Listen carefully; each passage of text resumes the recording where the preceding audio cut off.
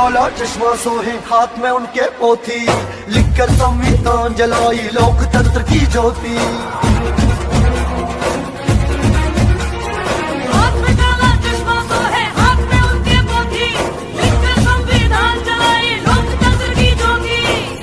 आज भी जन जन के ये भारत रत्न विराजे, करते हैं भारत। लॉ और सामाजिक विज्ञान से डिग्री हासिल की और अपनी शिक्षा के बल पर दलितों के अधिकारों के लिए संघर्ष किया।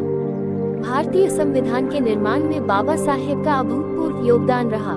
संविधान में दलितों के अधिकारों की गारंटी और समानता की मांग की। बाद में 6 दिसंबर 1956 को उनका निधन हो गया।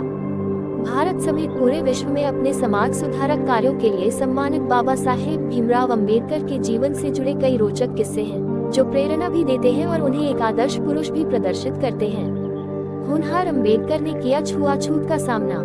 14 भाई बहनों में अंबेडकर अकेले थे जो स्कूल एग्जाम में कामयाब हुए। दूसरे बच्चों की तुलना में भी वह काफी तेज थे, लेकिन उनकी काबिलियत के बावजूद अंबेडकर को स्कूल में अन्य बच्चों से अलग बैठाया जाता था। उनको क्लासरूम के अंदर बैठने की इजाजत नहीं थी। प्यास लगने पर कोई ऊंची जाति का शख्स ऊंचाई से उनके हाथों में पानी डालता था, क्योंकि पानी के बर्तन को छूने की इजाजत नहीं थी। कैसे रखा अम्बेडकर नाम अम्बेडकर के पिता रामजी मालोजी सकपाल और माँ भीमाबाई थी, लेकिन अम्बेडकर ने एक ब्राह्मण शिक्षक महादेव अम्बेडकर के कहने पर ही अपने नाम से सकपाल हटाकर अम्बेडकर जोड़ लिया, जो उनके गाँव के नाम अम्बावती पर था। बाबा साहेब का ब्राह्मण कनेक्शन। बाबा साहेब की 2 पत्नियां थीं। उनकी सगाई 9 साल की लड़की रमाबाई से हिंदू रीति रिवाज से हुई। शादी के बाद उनकी पत्नी ने पहले बेटे यशवंत को जन्म दिया।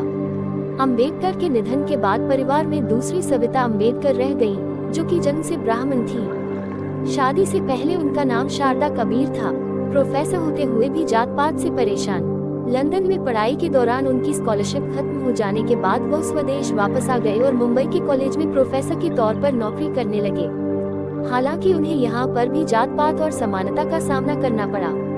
इसी कारण अंबेडकर दलित समुदाय को समान अधिकार दिलाने के लिए कार्य करने लगे।